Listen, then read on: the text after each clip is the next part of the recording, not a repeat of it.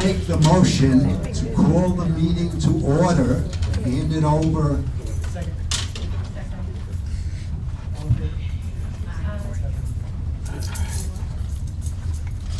Will you please rise for the Pledge of Allegiance? To the flag of the United States of America and to the republic for which it stands, one nation, under God, indivisible, with liberty and justice for all.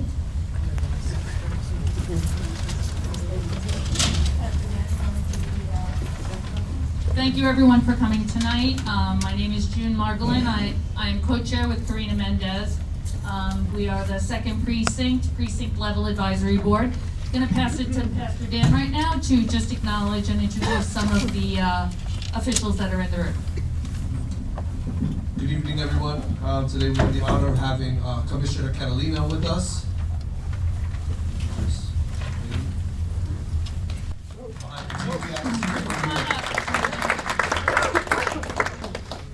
Commissioner, if you could just introduce who's with you, that'd be great. Yeah, any of these microphones is good. Okay, well, we have our standard crew here, but we have Deputy Inspector Hauswirth here today because Inspector Williams apparently hurt his neck pretty bad, so he's laid up, so he can't be here. And we have a presentation from Homeland Security Section. They're going to be talking today, and we have some members of the second precinct here as well. So we have our orientation for our police candidates coming in today at the police academy. So I have to go over there and speak to them. So I only have a few minutes, but I wanted to come out and introduce myself and say hello to everybody as the new police commissioner. And I heard that this is probably our most active PLAB. So, good for you. Go second precinct. Which is really, a credit to everybody in this community. Yeah, definitely. To see this kind of turnout for a PLAB meeting is great. It really warms my heart because I know that we can't do our job in the policing world without the community. So it reminds me of my old days at a Harlem community council meeting where we had quite a turnout. I'll just talk a little about my history of Yes, policing, please. if that's And by the okay. way, congratulations to you for being our commissioner. Well, thank you. So I started in policing 33 years ago. I was a rookie cop in South Jamaica, and I rose up through the ranks pretty quickly. I was a sergeant after 5.5 years. I was a lieutenant 3 years after that, and a captain 2 years after that. So I was a pretty young executive, and but in between that, I spent time in the gang enforcement world. I was a sergeant, lieutenant, and a captain in gang, and ultimately in New York City, in order to kind of rise up through the ranks, they like you to run a precinct. So after that, I was asked to run a precinct in Harlem. I ran a precinct that was entirely devoted to public housing in Upper Manhattan, in Harlem. Great experience. It was my first experience as a young executive working with the community. And as I mentioned before, Harlem is a community that was very passionate about itself. So I learned very quickly, going from an enforcement person to an executive level person running a precinct, how important those police community relations were. I spent about 1.5 years there, and then I was transferred to another Harlem precinct, the 3-2 precinct, which covers Central Harlem. And that actually encompassed some of the public housing in that area too. So great experience. Spent 3.5 years there. Al Sharpton had his National Action Network was in my command. The Clintons had an office in my command. The governor at the time had his house in my command. So it was a precinct that was steeped in history and a great place to work. I got promoted again after that, and I went to the 4-4 precinct, which is in the Bronx. Covers Yankee Stadium and some of that area in the Western Bronx. Spent a few more years there. The Bronx is a kind of a unique community. It was had a little bit of everything, and so there were precinct interests from all over. the place. So it was a kind of a complicated place to work, while also, again, covering Yankee Stadium. So it was a lot. And then I ended up going back to the gang. I ran the citywide gang enforcement for New York City for about a year and a half. And from there I went, I was the executive officer of the borough of Manhattan North. So all of the precincts above 59th Street, I was the operational commander of. So I did that for a while. And at the very end of my career, I was in the Intelligence Bureau, the operational analytical section of the Intelligence Bureau, where we ran the kind of covert counterterrorism side of intelligence. So I had a team of deep undercovers, probably about 35 undercovers that actually never went through a police academy. We would pluck them off the list and put them out after some training, right, one-on-one training, against bad actors in the community, people who are trying to hurt groups, damage infrastructure, things like that. And pretty neat job. I got to travel the world. I was in the Middle East, I was in Europe, I was in Canada quite a bit, kind of interfacing with our partners who were part of that same mission. So, real neat job. But I had made a friend in policing a while back, a guy named Errol Toulon.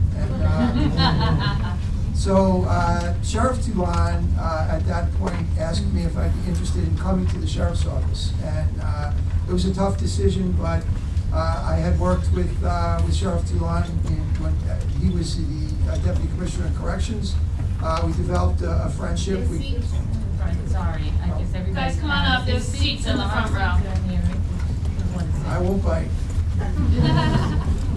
So I got to, Errol convinced me to come over to the sheriff's office, and it was a great move. I got to spend 5 years working with Sheriff Toulon, where I was running the intelligence division within the jails, but I was also overseeing the deputy sheriff division, the deputy sheriffs that are out on the street. So great experience. Sheriff Toulon is a true friend and really one of my mentors, and very tough to leave him, but I was asked to come to the police department in the deputy commissioner role, and I'd always wanted to be a Suffolk cop, and you know, it was kind of a lifelong dream. I grew up on the South Shore of Long Island. I've always lived in Suffolk County, so I couldn't pass up the opportunity to work for the Suffolk County Police Department. And spent the last year working under Commissioner Waring at the time. He did a real favor to the county of Suffolk by taking the police commissioner job on a kind of a temporary basis. He didn't really want to do it. He wanted to still be chief of department, and I give him so much credit for spending the year in that role, really mentoring me and kind of showing me, you know, how the department runs and what a wonderful place it is. And you know, he got to step back to his dream job as chief of department, and I was able to take over as commissioner. So, a couple of things that I'd really like to do moving forward. I really want to work on our road safety. You know, somebody said today, and I thought it was a great quote, not that many people are the victim of violent crime, although one violent crime is too many, but everybody is affected by the safety of our roadways, right? Our, you know, relatives, our children, everybody. And I think we could do not a better job, I think we could put more emphasis on it, and by putting more emphasis on it, I think we'll in turn do a better job. I don't want to imply that the police aren't doing a good job. I just think in law enforcement, we need to devote more of our resources to it. So we're going to bolster the size of our highway unit. We've already put together what's called a street takeover task force. They're the ones out there stopping these idiots from driving around like lunatics and taking over intersections and blocking ambulances and that kind of stuff. So we've had quite a bit of success so far.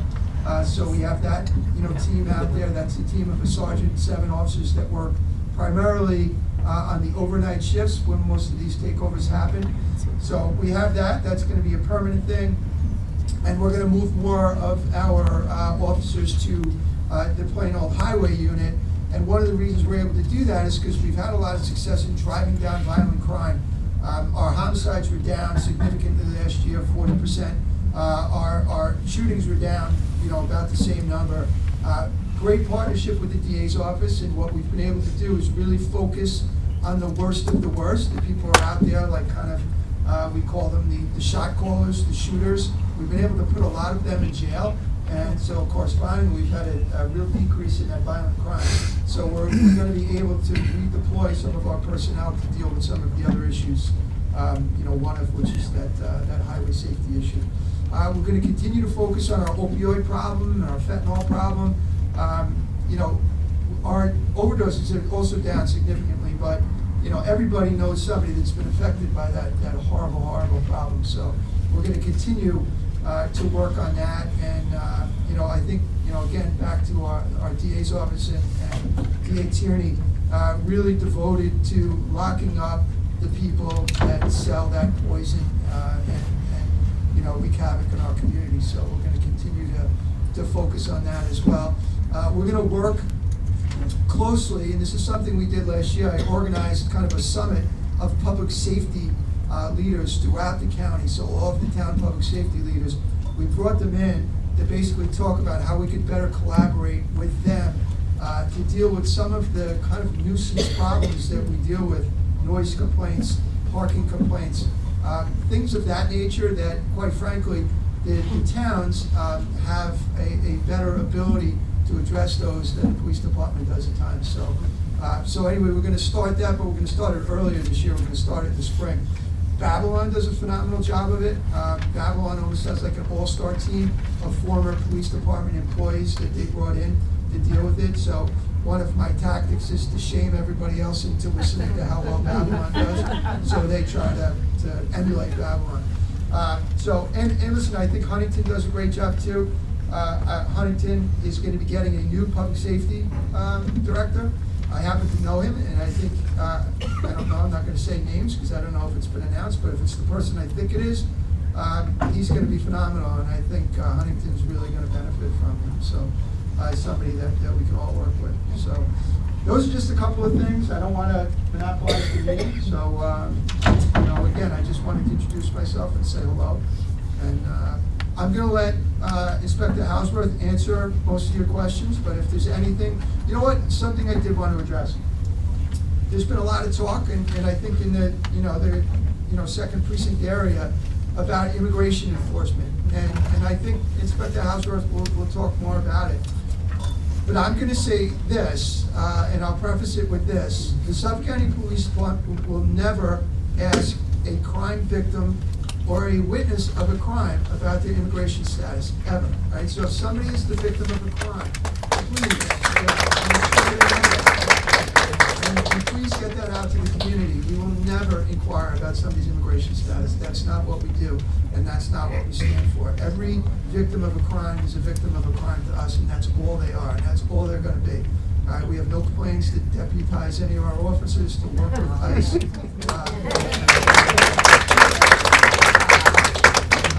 Our policy is our policy. If you commit a crime, we don't discriminate. We'll lock up somebody who is a resident or is a citizen or who is not. So it doesn't matter to us. If you commit a crime, you're going to go to jail. If you're the victim of a crime, you're going to get our full attention, and it's going to be without asking about any immigration status. All right, so we're committed to that, and that won't change. Not unless somebody comes in and makes me change it, but I don't foresee that. All right. Thank you. I hope that Thank answers you the so question. much. Thank you. So I'm going to run to my orientation meeting, if that's okay. But again, I wanted to come out and introduce myself, and again, anytime I can be of assistance, please let me know, and I'd love to stop in another time to come to one of these meetings too. Thank you, Commissioner. Thank you so much.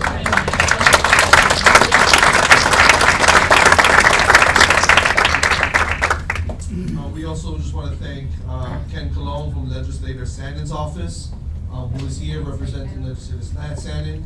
And if there's anyone else that we didn't catch my eye, the room is a little packed, so forgive us, but we thank you for being here and being part of this very important meeting. Thank you so much. So I welcome you all again tonight for coming. There is a flyer circulating that explains what the precinct level advisory board is. It's actually outside on the table. It's in English and Spanish. Feel free to take that, and on the back is some QR codes that'll direct you to our website and other resources that we've cultivated for you. Quick introduction of the rest of us. On the end over here, we have Diane Shaver. This is the 2nd Precinct Advisory Board. Diane Shaver, Terrell Dozier, Kevin Ortez, Lisa Hargrove, Rhonda Gooden, co-chair Karina Mendez, June Margolin, Xavier Palacios, Pastor Dan Rivera, and Ken Johnson. We're missing, and David Pinkowitz, who's hiding behind Diane, and we're missing Jim McGoldrick. That's it, right? Okay, very good. So I'm going to pass it along actually to Rhonda, who's going to give you a little bit of an idea of what we're going to be discussing tonight. I'm Rhonda, and I thank you all for coming out tonight. Tonight's topic is 2025 Suffolk County Police Department Homeland Security and ISIS new policies under the current administration. The questions that we have for the community: how would Suffolk County PD be deployed or involved during this new political season? How are they working alongside ICE? What information do they have or provide in regards to people who would be considered interesting in our community to these agencies? This is a very hot topic. Everybody wants to know. I don't care what side you're on. It affects us all in this entire community. So, as he said, we're very active precinct level advisory board. Each of us have stakes in stakeholders in this community, and we care about what you guys care about. So no question is too big or too small. So we've given out these little cards. So if you guys have a topic that you don't want to bring up, you can feel free to fill them out, and we'll make sure we get to the end, because I'm sure it's gonna be an end, but we're gonna have to stop at some point. So that's it. Next I would do it. Xavier. So I'm tasked with reading you the meeting guidelines. Please fill out the sign-in form if you would like to be added to our email list. We do have an email list that we regularly send emails out. If you have praise, concerns, or suggestions for improvement to your 2nd Precinct Police Services, ideas, or a future presentation, please put them down on the documents and the papers that we're giving you. There will be a maximum of 30 minutes total for audience comments at the end of this meeting. Please hold all questions and feedback for this time, and refrain from identifying officers by name at the microphone. Index cards and pens are provided to take notes and write your questions or feedback to share during audience comment or with 2nd Precinct PLAB privately or anonymously. If you have to leave early or if we run out of time, please leave them on our PLAB table. If you want your response to your questions, please write your email address on the index card. Please raise your hand if you need an index card or a pen. This meeting is being video recorded, so avoid sharing your personal identifying information like your street name or your address. Be aware that we will not allow bashing, political statements, or profanity during comments. Suffolk County Police Department 2nd Precinct officers are available at the back of the room to speak privately with you about crime, policing, tips, traffic enforcement, or specific neighborhood concerns. Please be advised that there is fire exits at the back and here as well in case of an emergency.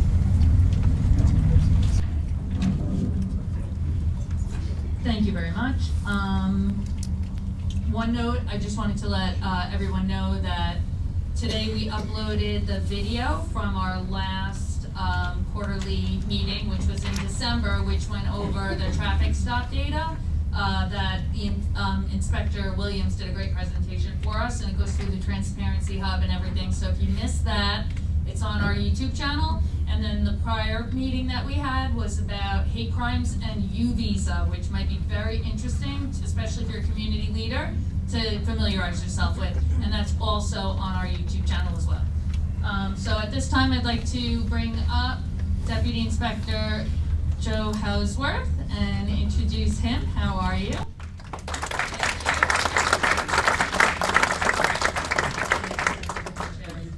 Thank you for having me. My name is Joseph Hauswirth. I'm the Deputy Inspector of the 2nd Precinct. I have the honor of talking with you tonight.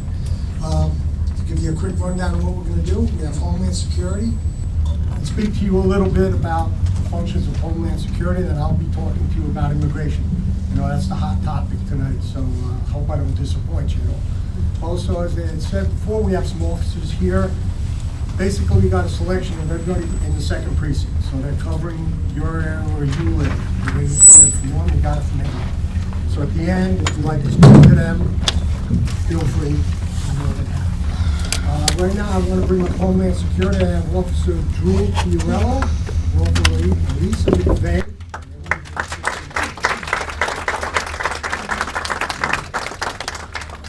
Good evening, good evening. Thank you for coming tonight. Thank you to the Second Precinct for inviting us. We see many familiar faces. It's so good to see you, and I see many new faces.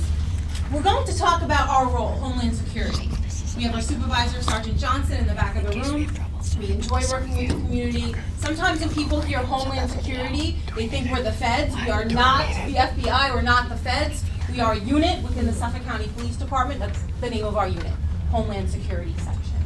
We are here tonight to also put you at ease. We cannot stress enough what the Commissioner stated. We have no dealings with ICE. That is not our role. What we will talk about is what our role offers, and that is working with churches, working with schools, working with places of worship to provide awareness, situational awareness. We talk about active shooter awareness, and we work across the county. So it's great from the east end to the west end. We are out there every day. We're working with our school resource officers, our members of the Second Precinct, community units. We want that consistent message when it comes to active shooter awareness. For example, what do we do? What do we do if we're in that life-threatening situation? What if a threat comes into where we are at the mall? Run, hide, fight. What are our options, for example, with schools? We'll also dive a little deeper what we do as well. We also will welcome questions, and I'll turn it over to Officer Fiorello. We're going to talk about our training opportunities that our unit offers. There's 4 police officers, 1 supervisor in our unit, and the 5 of us work with schools, houses of worship, and places of business to have a consistency from the west end to the east end. We talk about active shooter basic survival strategies. That is our most sought after presentation. We speak about fact-based information about DHS, Department of Homeland Security, run, hide, fight motto. There's only 3 options that we have, God forbid we get caught in that crisis situation, and that is a run, hide, fight, and in no specific order, but we must implement one of those 3. The next one is safety in the sanctuary. I'm going to break down each one as we go forward on the future slides, but those are our options that we offer from our unit that the 4 of us can come out and give to you. Next. When we talk about active shooter survival strategies, we do receive questions often from schools, from businesses. What do we do? And it seems like it might be a common sense situation, but we know that in any life-threatening emergency, we don't have time to think. So when we address the schools, the Suffolk County Police Department, we do everything in accordance to New York State guidelines. And that, again, message has to be consistent across the entire county. We're teaching the schools, helping them with their drills, bringing at ease to their staff. And it's not about bringing about fear. We want people to feel at ease, just like we want you to walk out of here feeling more at ease. We want everyone to feel comfortable. We want people to have that plan, knowing what they would do in that life-threatening situation. And sadly, a lot of what we're talking about, it's the 2025 stop, drop, and roll.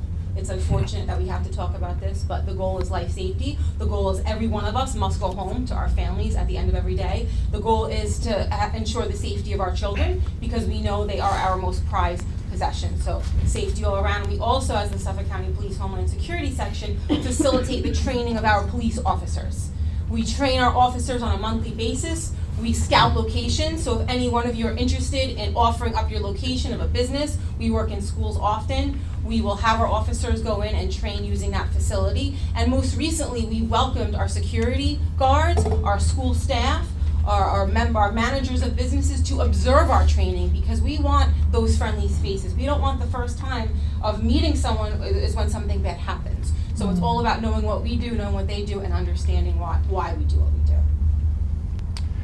This is safety in the sanctuary.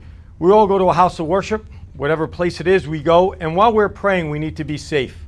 How do we keep that sanctuary, that place safe while we are praying and ensuring that our back or that door is covered?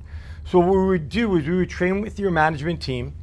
We would ask your congregation who has prior law enforcement experience, who has military experience, and we would train them. We'd speak to them about the power of hello, how we could diffuse people by utilizing the power of hello, how we can make their place safer to have safety in that sanctuary. That is something that we do with the higher-ups of that congregation, not just the lay people who are there every day Because when you're in that pew praying, you shouldn't know that you're safe, right? Everything should be on the outside taken care of without you really knowing. It's already in place, and we will work with your staff to do so. And some of the things that we talk about, again, very simple, is just knowing your exits. Knowing your exit, your closest exit, really could be a matter of life and death. If something were to happen, whether it's the active shooter situation, whether it's a fight, most people leave where they came in because that's what they know. So again, it's not about being paranoid. We are to enjoy our families, we're to enjoy our friends, we're to enjoy our loved ones. It's just about having that situational awareness. Another offering free of charge we do is called vulnerability assessments, where we sit down with that school staff, the manager of the company, and we want to see what their plan is. What is their emergency response plan? And we want to make sure that everything fits according to guidelines, and if they need help, some places don't have a plan, and that's okay. And if they don't have a plan, we offer templates, we offer considerations, and when we talk about hardening the target, the police department, we do not recommend or endorse products, but again, we do that common sense approach of how are your door locks, how are your doors, how's the lighting at night, do you need cameras? And then sometimes what we do, we come up with a report, and it's just a service we provide. I joke, I'm like, you can rip it up if you want to, but sometimes the locations will use our report to help get funding for a project or expedite a project that's already in place. So we base upon what their needs are, their wants. I'll joke, like, all right, what's your wish list? We'll go around, yeah, that looks like you need that. So again, we're to help them feel safe and harden that target. The last one is bleeding control. All Suffolk County police officers are EMTs. We come out of the police academy as EMTs. In the police department, we have a MedCat unit. It's the Medical Crisis Action Team. The police officers and supervisors who are part of this Medical Crisis Action Team are all under the direction of Dr. Voswinkel from Stony Brook University. They are all paramedics and or better, which means that they can intubate, they could provide drugs right on the scene, but more importantly, they can teach us this bleed con. They could come to your location and they could teach you how to apply a tourniquet properly, how to slow down the bleeding by packing a wound, and other medical techniques that they have at that level of expertise. So we work with them closely to set up all of these events that go on and do the logistics, and then we bring in our subject matter experts to deliver that training from the West End to the East End throughout the county. Everything that Officer McVeigh and I are speaking of, this happens on the West End all the way to the tip, right? All the way out to Sag Harbor. The police officers all train the same across the island. So right now we have a drill occurring at a school in the East End that myself, my partner, and my supervisor left. And currently right now there are officers going through this training that we offer on a monthly basis. We have police officers from further out east attending that training. We have deputy sheriffs attending that training. We all train the same way, so if there is a crisis under an emergency, we all understand how one of us and all of us are going to respond. And just to stress, we mentioned active shooter, and some of you might be wondering, what would we expect if the Suffolk County Police were responding to that threat? The priority is, first officer on that scene, we're going in. We're not waiting for backup, we are going in and we're getting to that threat. So as we were saying, we train often, and it's very important that we all know what to expect from the Suffolk County Police Department. We'll say you are in very good hands with the 2nd. It's our favorite place to visit. We love coming here, and thank you for your time. Any questions you have? Thank you. So just No to problem. clarify, your unit has no interaction with the federal ICE department. Zero. So our Homeland Security section from the Suffolk County Police Department has zero interaction or zero interface with any federal component of any government and or police agency. Zero. We have a name of that, but our role is to have uniformity from the West End to the East End of Suffolk County when it comes to vulnerability assessments, physical vulnerability assessments, BCON, our bleeding control, our active shooter and basic survival strategies, and our safety in the sanctuary. That is our role, that is our focus. We work with many, many different agencies that are all here in Suffolk County, but not a federal partner. Thank you. Thank you for having us. Yes, sir. ICE contacts you for assistance in locating or apprehending. So I'm gonna give you a timeout because that is not my role at all. I'm gonna have to turn that over to the boss, but they would never contact us because we never have an interface with them on a basis at all. So they wouldn't even know to contact me. So there is no relationship between the Suffolk County Police Department or any of those other units.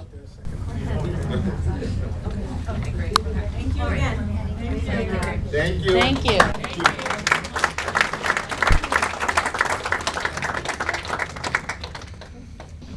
Good evening, folks. I'm going to speak about immigration. First off, I want to say one thing. If you get nothing out of what I'm about to tell you, I just want you to remember one word. My assistant? Crime. We're going to be talking about crime. We're going to be talking about criminality, and crime. So if you walk out here tonight, please remember one thing, that word, crime. We get a lot of questions. Okay, you don't have to hold it. Stand up here and hold it for a while longer. All right, no, you don't have to do that. A lot of people are worried about immigration, you know, and rightfully so. We try to quell everybody's worries. So I'm going to give you what we do in Suffolk County Police Department. The PLAB was gracious enough to provide me with some questions, quite a few of them. I will say you went deep on this. You went very deep. Some of these questions, I contacted legal. Other questions, I went to the law books. And third, I went to Google. And I'll tell you what, I can't come up with some of these answers to this. I'll tell you that right now. And if I can't come up with these answers, I'm going to trim the fat a little bit. What I'm doing, everybody here is concerned about Suffolk County policy, correct? How we're going to handle things. Everybody. So what I did is I brought the policy for immigration from Suffolk County Police Department. There's about 7 topics that will take your fears away and inform you as to what we do. And I thought those were the most important to tell you, to go away with. I'm not gonna water it down with a bunch of different executive orders and stuff. No apologies, but I think what you want to hear about is what we're doing here in Suffolk County. All right, so that's good. There's about 7 of them. I brought the policy. I'm going to go down the line with your permission, aside from going off the questions, and then I'll go to them. I'll read you off the policies of Suffolk County Police Department. Am I supposed to do this? I don't know, but I'm going to do it anyway. So if I'm not here tomorrow, you know I wasn't supposed to do it. All right? That's the way I'm looking at it right now. Okay, I'm going to go down through each topic. I'll slow down, and at the end of each topic, if you got a quick question, I can answer it before we go on so we don't forget it. But I will ask you one thing. Please remember that word, okay? The first thing is, the commissioner was here. I'm excited to be working for him, but he stole my first line, okay? If you remember what he said. The first thing on policy is victims and witnesses, section 414.3. And I could tell you off the top of my head what it is, because I have to memorize this stuff, but I'm going to read it to you, because I don't want to mess anything up, and I want you to say, oh, he's telling me the truth. So I'm going to just read the important things out of it.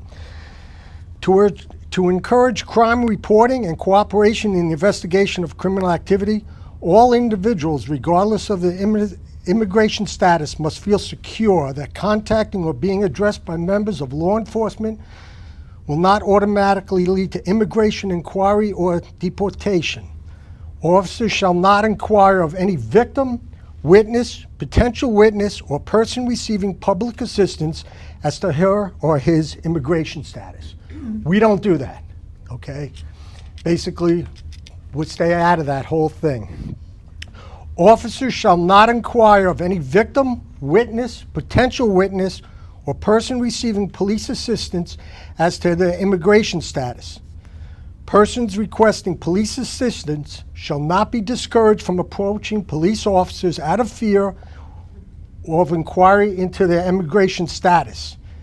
An exception to this, there's 2 exceptions to it I'll get to in a minute. What I just read to you is what every single police officer in Suffolk County Police Department has been told, has been drilled into their heads. We don't ask immigration status. We don't do that. There are only a couple of exceptions, and I'll give you 2. The person has been arrested for a crime. Where do we see that word? Crime. If you've been arrested for a crime, that's the only time. The second time, as might be otherwise legally required during a criminal proceedings. Basically, if they committed a crime, they're going to be looking into that. if there's no crime committed, if there's a law-abiding person, they have nothing to worry about. We're not chasing people down. There's got to be a crime, they got to be criminal. That's why up there, the word. Any questions so far on this? Yes, ma'am. Traffic stop count as a crime, or like a back light, like a brake light being out? Would those? A crime is anything misdemeanor or felony. A traffic light is a violation. Okay, great. Thank Okay? You. Thank you for clarifying. It could lead to a crime, but that's where it is. Right, no, We I don't do appreciate that it, because that's a definition. Violation. Criminality is a misdemeanor or a felony. Yes, ma'am. So if you stop someone for a traffic, their tail light is out, don't give them a ticket. Are you still going to question their immigration status? No, No, 'cause that would no. be saying We're not going to do that. We're going to ask for a driver's license, just like we would ask, as we had spoken with you before. Anybody in this room, we treat the same way. If I stop, I'm not picking on you, but I'll pick on you. If I stop you, I'm going to ask you for your driver's license, registration, insurance. If I stop you, I'm going to ask for the same thing. You are the same, well, maybe not you. Everything the same. Gotcha on that one, didn't I? All right? But, no, we don't ask immigration staff on traffic stops. Okay? That's where it goes on that. Yes, ma'am. Confused. You said not anyone who's committed a crime, but if you're arrested, you're not necessarily guilty of having committed a crime. So I'm confused about the. Okay, well, we're getting a little bit too far into this because I got a little, but if you're arrested, no, not at all. If you're arrested for a crime, you're arrested for that crime. You still have to go to court. Right. You trial on the whole thing. Right. But we do the investigations into that crime.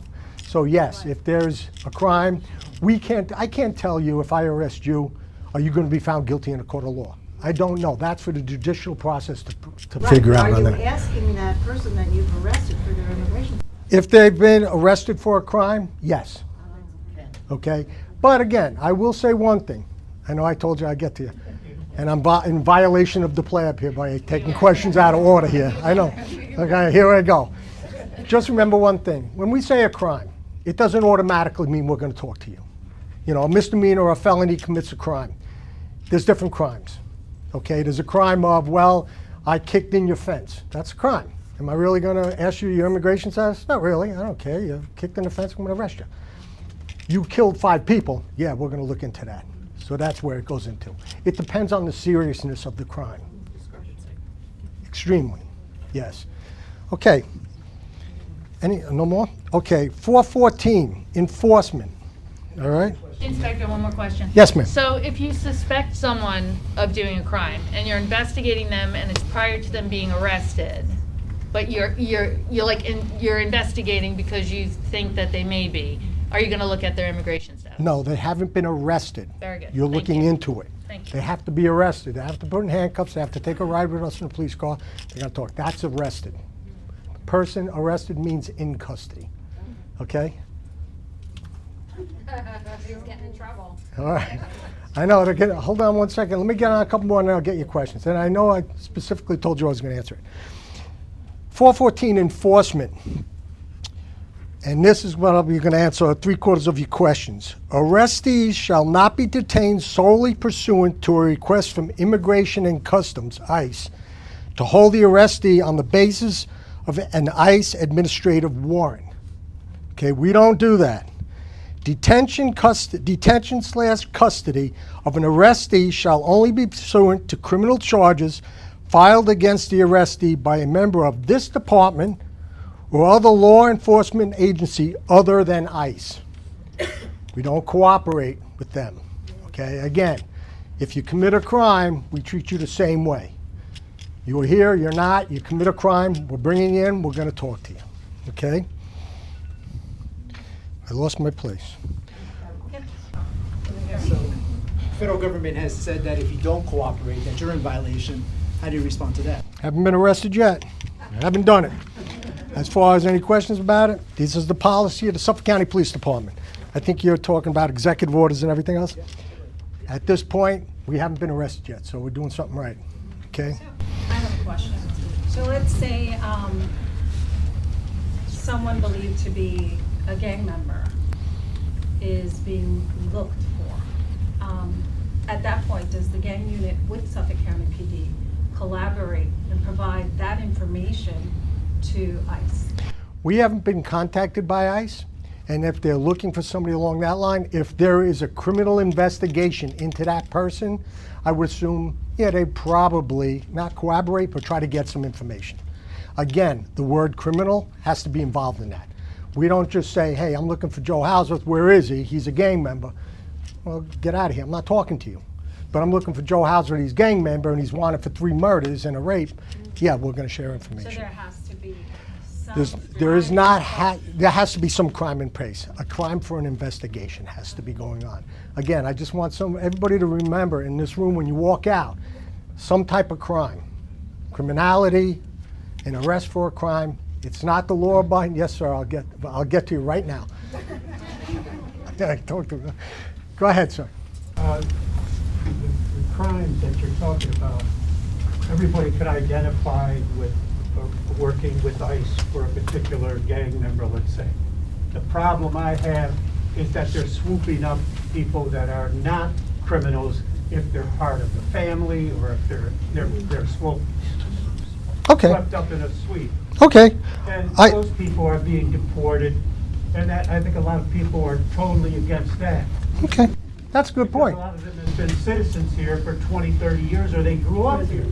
So for them to be separated from their families and sent back, that's a big problem for me. Okay. For a lot of people. All right. I will ask one question. Everything I do in the 2nd Precinct is based on facts. Not hearsay, not rumors. I'll leave it there. We don't need it. Basically, yeah, I don't need it. Can you hear me in the back? All right, you got it? All right. Basically based on facts. What you brought up as, they're going to go on and arrest Joe Hauswirth and his family's there, we're bringing everybody in. I have not heard that, other than on the news, and I have not seen that happen. Okay? The only one that I know for facts, if ICE is around, which we really don't know when or where they're going to pop up, if they're going after Joe Hauswirth, they're going after Joe Hauswirth. They're not bringing Joe Hauswirth's sister, mother, and father in there because they're in the same. That has not happened. So, based on facts, what you said is stuff I've heard in the news too. Haven't seen it happen, but rumors. That's why I'm here today. Basically, as a police officer, and I've been doing it for quite a while, as you can tell, I'm the oldest one in the room probably. Police officers, we've tried to quell worries. We've tried to put fears aside. I'll get to you, I'm not going to forget. We've tried to put fears aside. Right now, everybody's worried, based on rumors. Facts kill rumors. I haven't heard that. I haven't seen that. Is it happening somewhere? I don't know. I can't tell you what's happening in NYPD. I can't tell you what's happening in Bath, New York, but I can tell you what's happening here. Okay. I would like to see something like the commissioner or the Suffolk County executive make a policy statement regarding this, the same things that you're saying, but that there's no cooperation with undocumented. I will say one. Town of Riverhead did. Town of Riverhead, I think they have their own police department, so they came out and they actually said that. Okay. And that's what I would hope would. No, that's fine. I'll tell you when I bring that up to the commissioner, I'll let you know how it works out for me. But all right. Okay, ma'am, I'm sorry. Yeah, just so that you do know, the Sisters of St. Joseph have a campus in Brentwood. They have housing for immigrants.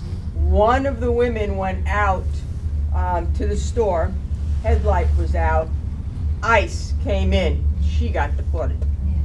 This is recent, and that came from the nun. The nun's not gonna lie to me. I don't think, okay? So. That might be so.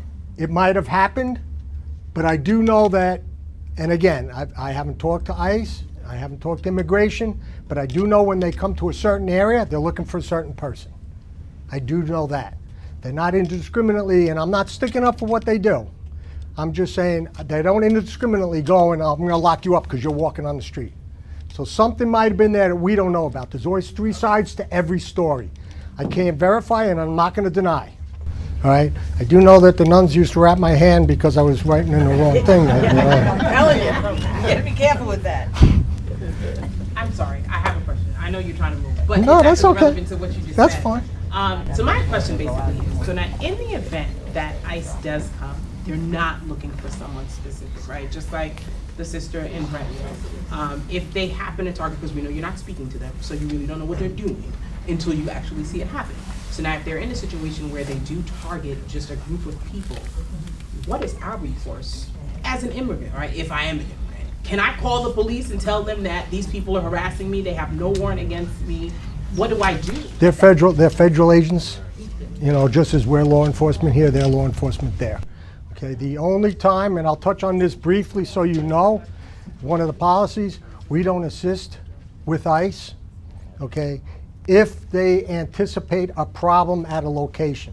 While they're going there, they don't tell us a week in advance, hey, I'm going to 123 Smith Street. They don't tell us that. They will tell us if they anticipate a problem or they're having a problem, they will call us for an assistance. We don't go in and assist in a lockup.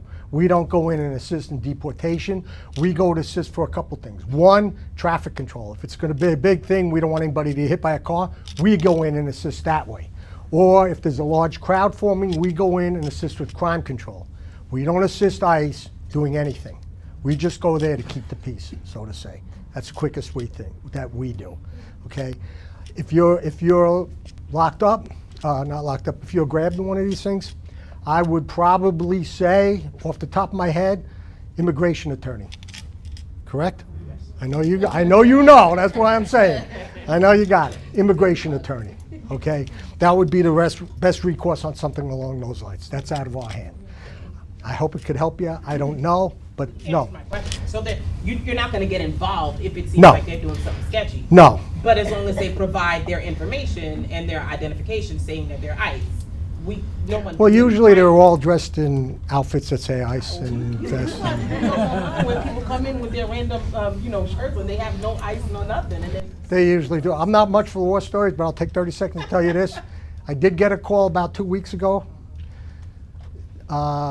ICE was supposedly down in one of the Mexican restaurants down on 110, and everybody was in uproar because they were going to arrest the chef and everybody else, and they were in there having lunch.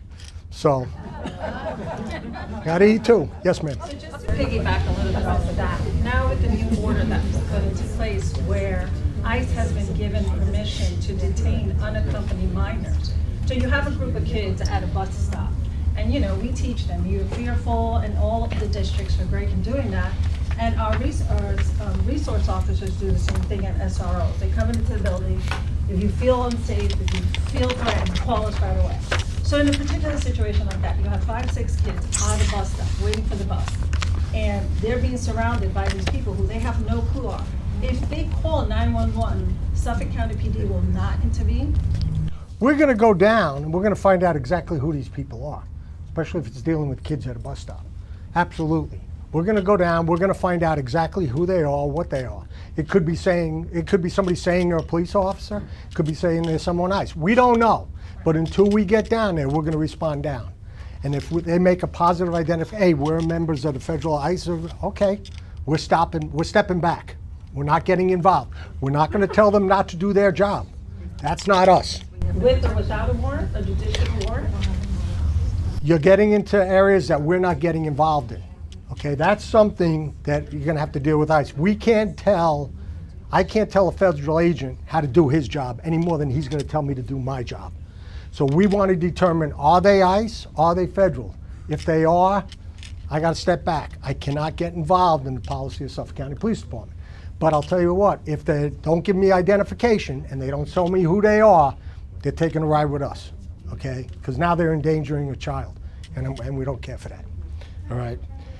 Enforcement. I'm sorry to do this to you guys. We only have the room until 8:30. He has a list of questions he has to answer that we've already submitted, which probably answer an awful lot of the ones you're about to ask. But at the last 30 minutes, when it hits, I don't think you're going to be more than 30 minutes. No, right? I'm going to go through this real quick right now. Okay, there you go. So we have like another 10 minutes, and then we're going to take audience questions. So if you need an index card, raise your hand. If you want to write down your thoughts, you want an index card? Okay, thank you. Okay, I'll go through this real quick, then I'll get to your questions. Arrestees shall not be detained solely on an ICE administrative warrant. ICE administrative warrants are not enforceable by local law enforcement agencies. We don't do it. We don't enforce those warrants. Detention for immigration violations shall only be conducted pursuant to a judicial warrant. That's one of ours. That's one of our courts, okay? That's it. We don't assist with a federal warrant. The department is responsible for alerting federal, and this might go back to what you brought up, 14.4.1, for those of you who are writing this down, I'm going to hold it to me. The department is responsible for alerting federal immigration officials, the prosecuting attorney, and the judiciary when an undocumented person is arrested for a criminal offense. It has to be a criminal offense. And basically, to be honest with you, it would be a serious criminal. I keep looking at you, I don't know why, but I'm not looking at you. I feel like you're ready to yell at me at any time, so. It's gotta be a serious criminal offense is when they'll do it, okay? Then, additionally, the department will notify federal immigration officials to evaluate whether immigration enforcement proceedings shall be initiated if the undocumented person is engaged in a criminal activity. It's gotta be a criminal activity involved. It's not a lady going out walking the dog at night, we're gonna snatch her up. No, a criminality has to be involved.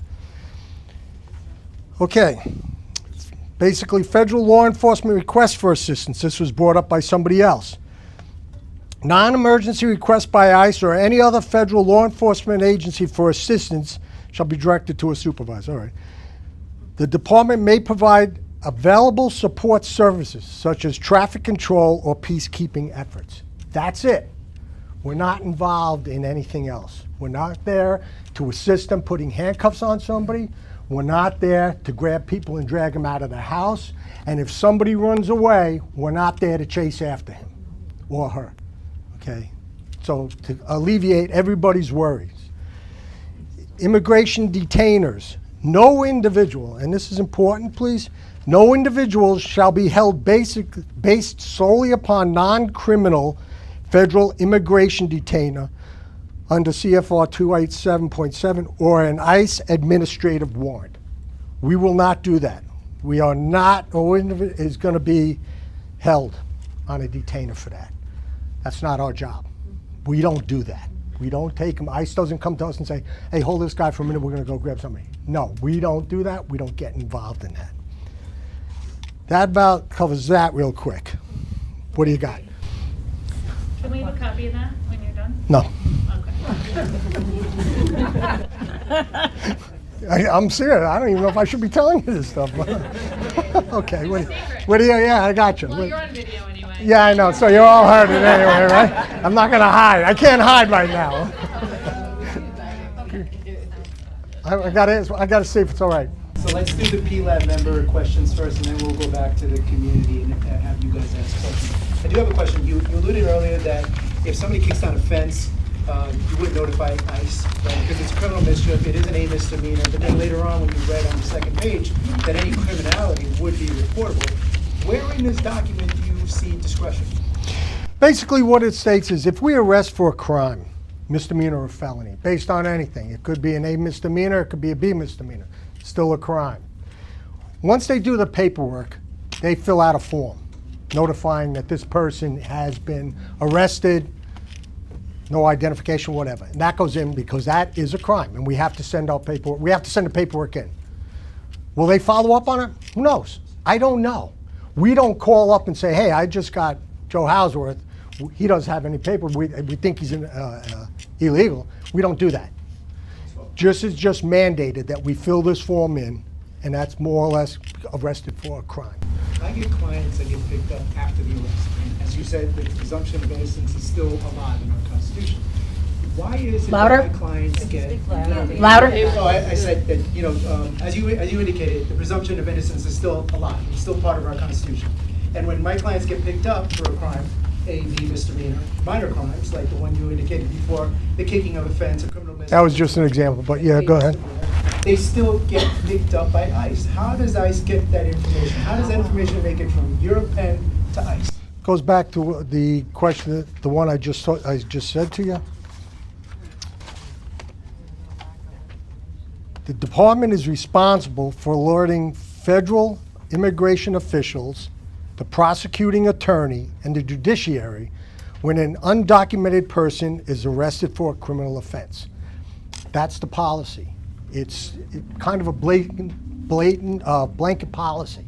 It's part of the paperwork. You get convicted of a crime, it goes in with the paper. Not only does ICE get it, the prosecuting attorney gets it. It's admissible in court. Everything's got to go. So where is your discretion to not inform ICE? For a crime, he's arrested? It isn't. It's part of the paperwork. Where's your memo book? I got to give it to him. It's part of the paperwork that goes. What about violations like disorderly conducts and harassments? No. If you get arrested for that, can you ask information? If they're an immigrant or not? Yeah. No. That's just basically, and to be honest with you, and I'll get into this real quick, just for your edification. You get arrested for a violation, disorderly conduct, you're fighting, you throw a cigarette, whatever it is you're going to be. It's a minor offense. They're releasable upon an FAT ticket. They don't spend time in jail anymore. We don't do that in the last couple of years. We don't ask as to what your status is when we issue an FAT, nor is that part of our discretion whether to give them an FAT or not. It's treated like everybody else in this room, okay? If I arrest one of these guys in blue, Arrest me. okay, I arrest you, and I arrest you. Okay. It's not differentiated. Well, you look like an illegal alien. No, we don't do that. That person gets the same right as that person. We treat everybody the same. If you commit an offense, you're going to get arrested, we'll give you an FAT. Can you say what an FAT is? A field appearance ticket. Great. Okay, as of a couple years ago, no longer do we hold people where they have to post bail to get out. They can't be held in jail. We can do that all the way up to certain E felonies. They have to be released on a field appearance ticket. It's basically for those of you who don't know what it is, kudos to you because you don't know what it is. You've never been issued. Field appearance ticket looks like a traffic ticket. Means you're going to go to court on this date to answer the charge against you. Some of the charges could be serious. We let them go, all right? We had a guy steal a car. Gave him a field appearance ticket. Went out and stole a car and drove home. It happens.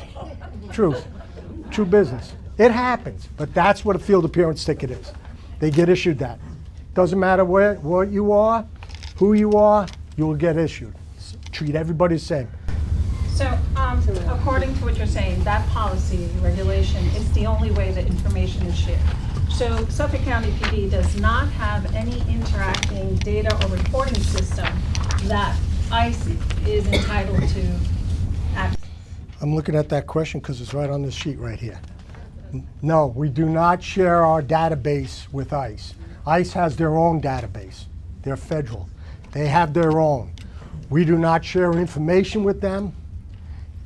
The only time, and this is not on here, but this is in my eyes, the only time it would be is if there's a criminality offense, if there's an investigation going on.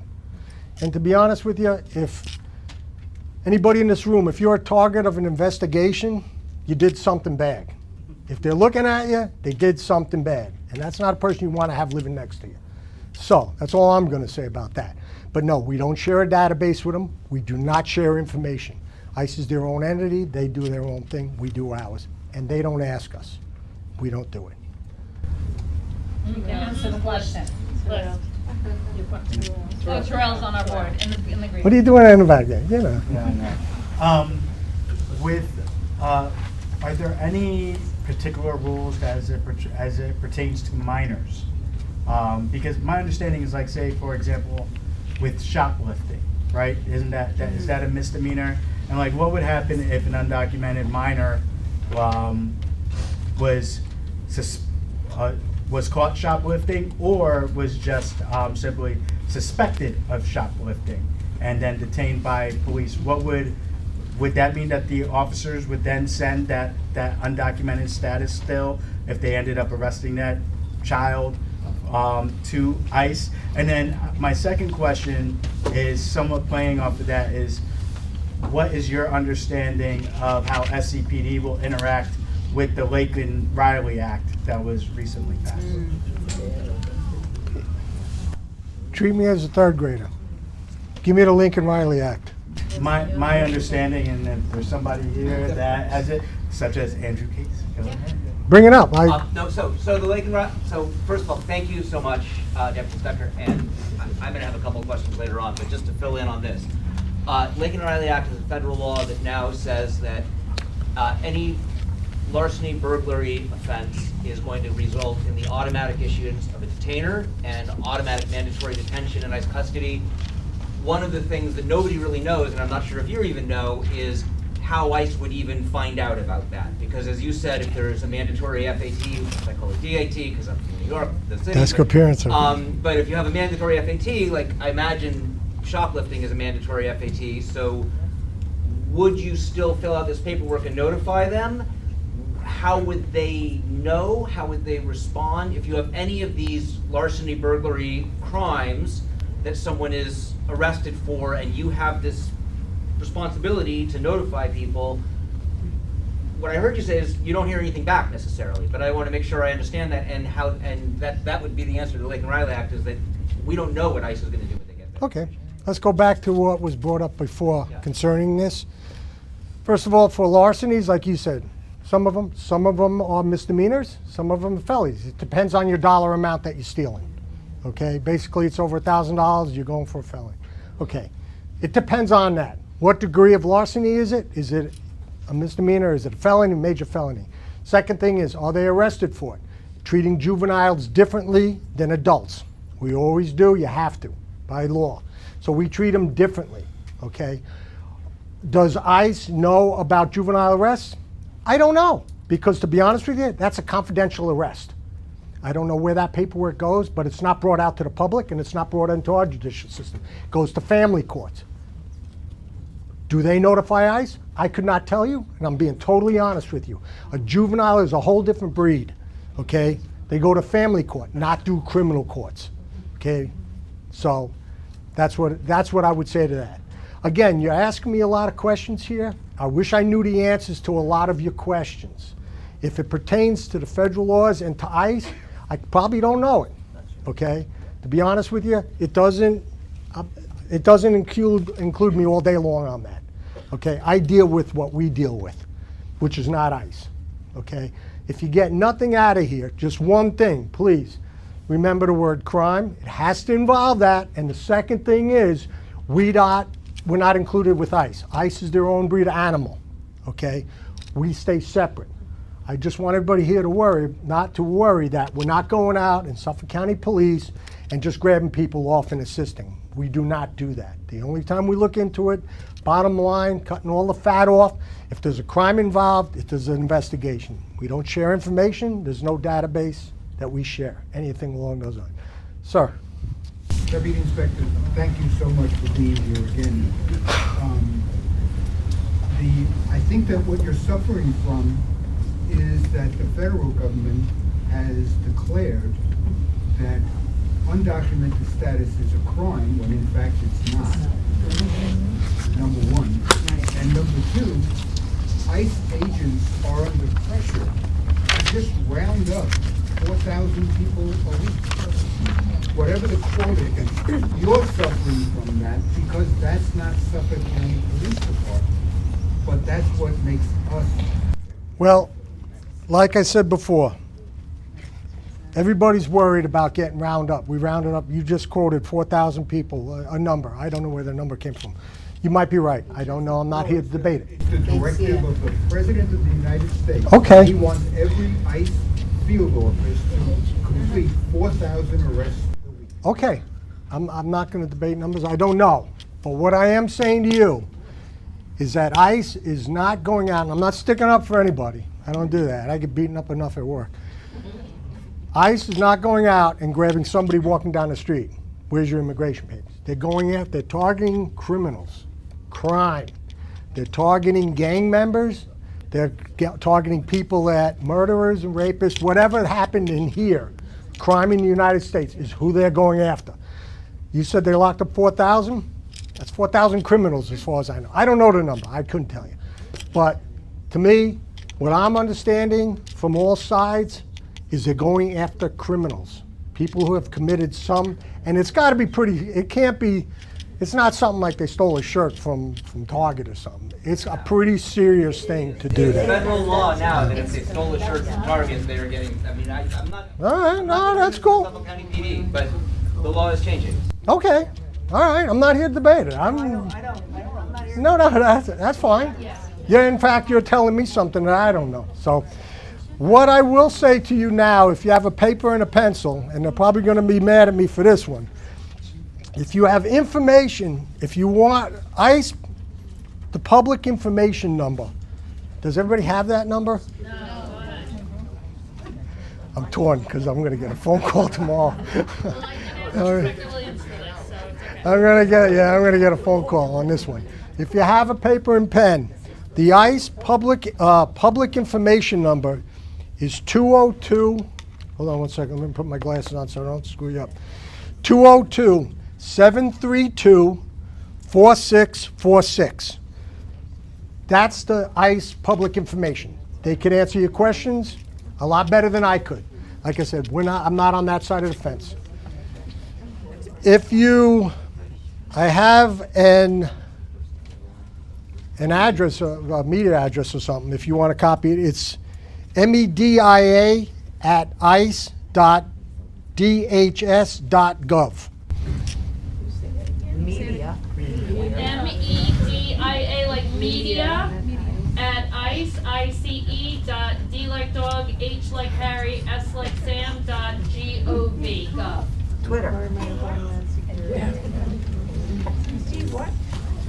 DHS.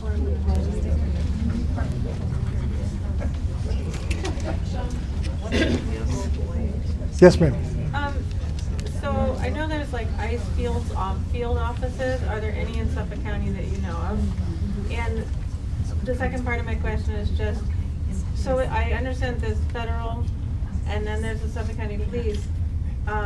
Have there been like much training or studying or stuff in your legal department of the police department about what these federal pressures are? Like, is there no interaction at all? Is there conversation about what are we gonna do? Like, I just read to you the policy of the Suffolk County Police Department. okay. This is what every officer is aware of. Okay. Do we share that with ICE? I don't know, to be honest with you. Like I said, the interactions between us, please understand this when I say this, the interactions between us and immigration are few and far between. They don't include us, nor do we include them. They're two separate entities going together. The only time we get involved is, again, to keep the peace at a disturbance, traffic control. That's it. We're not called to assist them, nor do we assist them, and we do not detain their prisoners. As far as the field office, there is a field office. I'm not exactly sure where it is, but I will say one thing: if they do detain somebody or arrest them, they take them either to the field office here or in NYPD. Must have something there, or maybe Nassau does, but we're not involved in that at all. Okay, so I don't want everybody to worry about it. We have a question over here from Helen. Yes, ma'am. Okay, so in the case of vulnerable immigrants, and people know that they're here undocumented. Louder? And people, vulnerable immigrants that are here undocumented, what happens to the people that are preying on them? Like, you might have a nanny, or you might have a person that works for you for years. They've been here, they're not in trouble, they're not gang members, they're not robbing, they're not stealing, they're just here. Maybe their visa expired or something like that, and now they're being preyed on by people who know that they're here and they're in fear, and it could lead to trafficking, it could lead to fear, it could lead to making them do acts, like even in Human trafficking. So Okay. So what is their recourse? Is there a way that they have an anonymous tip line that they can call? Like, what would they do in that case of that situation?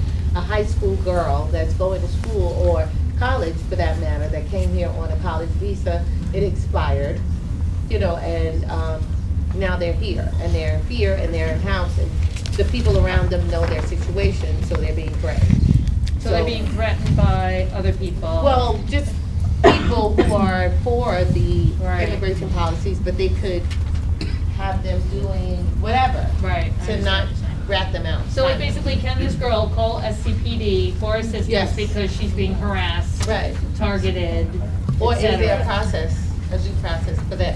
Right. Like, kind of. There you go, there's the question. And I'm going to hit you with the answer. Okay. Going back to what I talked about, 414.3. Persons requesting police assistance shall not be discouraged from approaching police officers out of fear of inquiry into their immigration status. And just so I can piggyback on that, I think that the second department has done a really good job with U visas and helping those immigrants. The second department has done a really good job with helping out with U visas. U visas are protective visas for victims of crime. You guys did a presentation on that a couple of sessions ago. But if you're a victim of a crime, or if you're a vulnerable immigrant and you're a victim of a crime, then you're going to see an arrest. You're going to see an arrest if you're a victim of a crime. Thank you. I wrote that, by the way. No. Yes, yes, sir.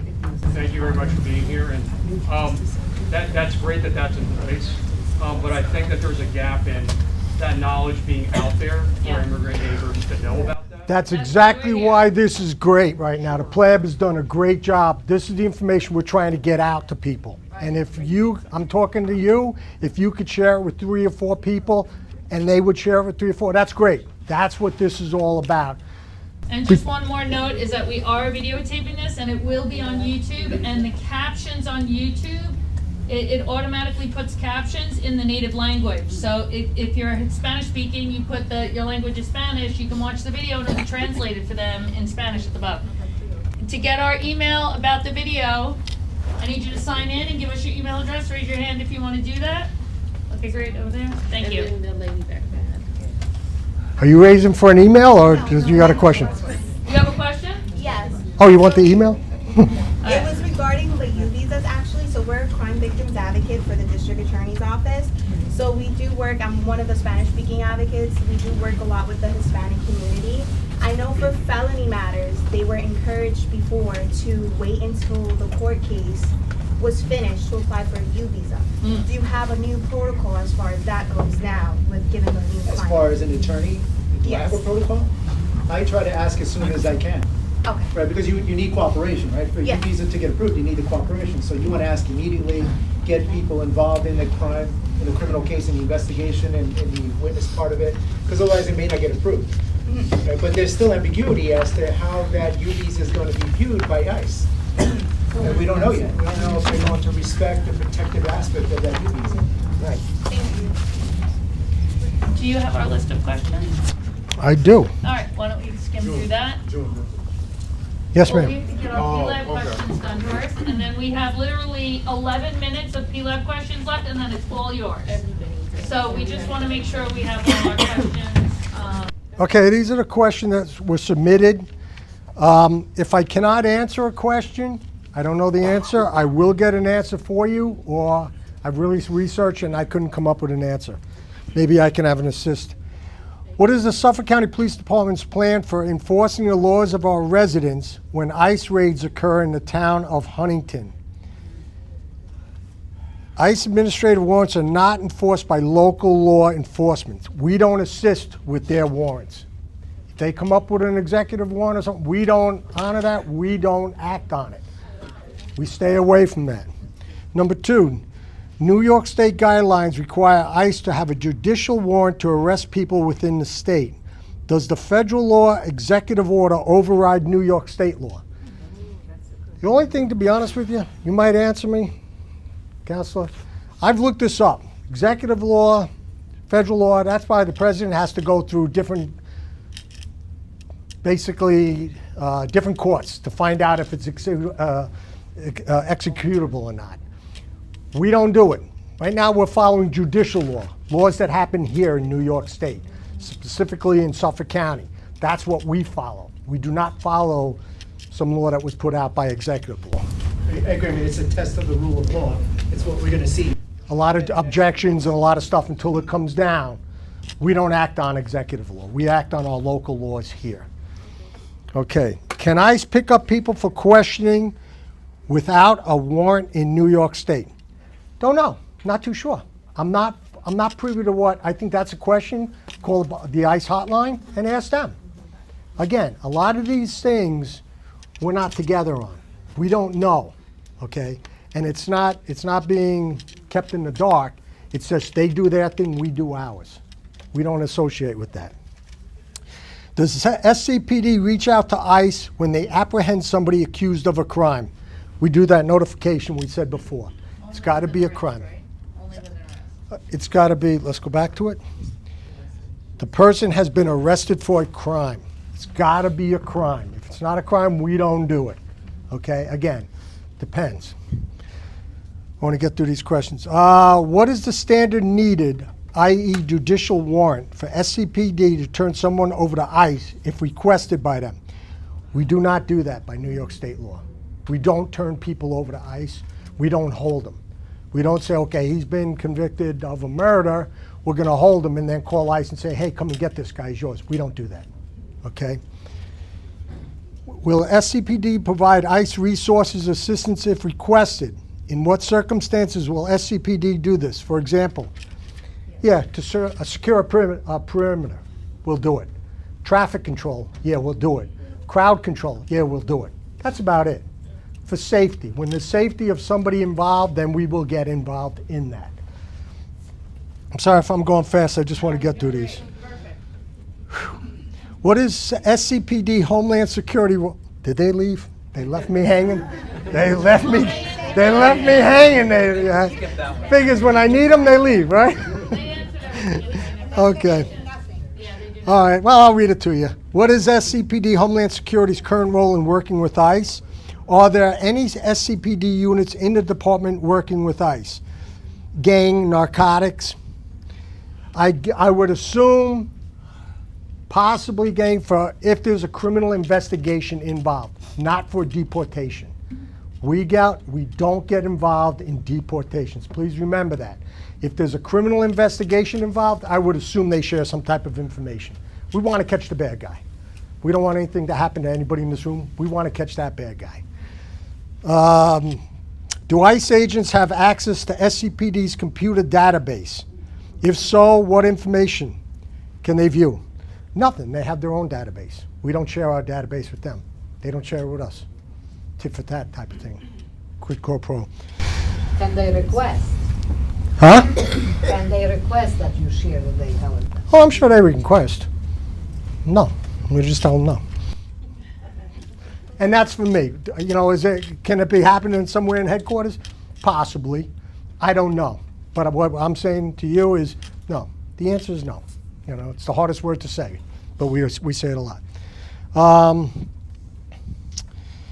Is SCPD being notified by ICE when they conduct actions like picking up people, making arrests inside the second precinct areas? If not, how can community leaders dispel rumors and facts regarding ICE activity? By meetings like this, by open communication, to tell you exactly what we can and cannot do, by the PLAB getting involved. Basically, there's a river there, the bridge to the communication. They get it out to you if we can't. That's why meetings like this are so important. This kind of quells the fears that you might have. If you have a question, ask it. I'll be more than happy to answer it. I'm sorry, you skipped number 9. What's that? I think you skipped number 9. How is ICE determining who is a gang member? Is that information coming from SCPD gang unit? No. If there's a criminal investigation, are they reaching out? Possibly, not that I know about, but no, our gang unit is not going to ICE and saying, hey, he's a gang member. The way I could look at it, possibly, if the person was arrested before for a crime and that paper went in notifying that Joe Hauswirth was arrested for a rape. That information went in. Is it on record then? Possibly. He's being investigated for a crime. I can't just do it willy-willy and say, hey, this clown just did this, he's illegal. No. Got to be arrested for a crime. Alyssa, sign over there, right? She's not even paying attention. Look at this. Okay. If an undocumented person has been in the U.S. for decades already, this is probably going to be a next question. If an undocumented person has been in the U.S. for decades already and is working and not getting into any trouble, are there any recommendations for them? The information that I received, in order to get into the United States, you have to have a good entry, they call it, to immigration. If there's an immigration attorney, does somebody know about this? It's called a good entry. You came in here the right way. You applied for a visa, you got the visa, you came in. To my knowledge, and doing a little homework on this whole thing, they need a good entry. So even if they were here 20 years, never committed a crime, never did anything, obeyed every law there is, supported their family, whatever, they still needed a good entry to come in. No matter how much time you're here, you're not grandfathered in. You gotta get a good entry. Tells me if you've been here for 20 years, you should have been looking to get a visa, do something.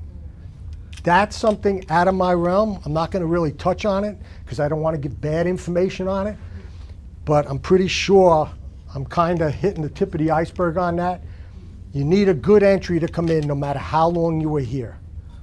Sir. That's the real crux of the problem. That's where it all is. right Okay. there. Because a lot of these people don't have their documentation. Okay. They're good citizens. No, I understand. I'll be honest with you. You've been saying things that are very reasonable, and I appreciate that. The problem is we have a rogue administration. Okay.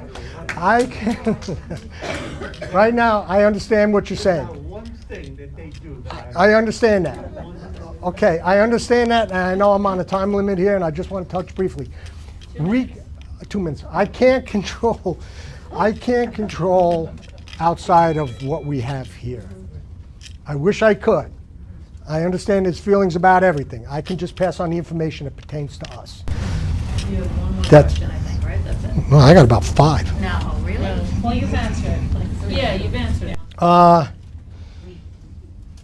What do you want? Any questions you want? 13s? 14, so ICE agents are in the documentation's home? What are the steps and procedures if undocumented person wants to turn themselves in?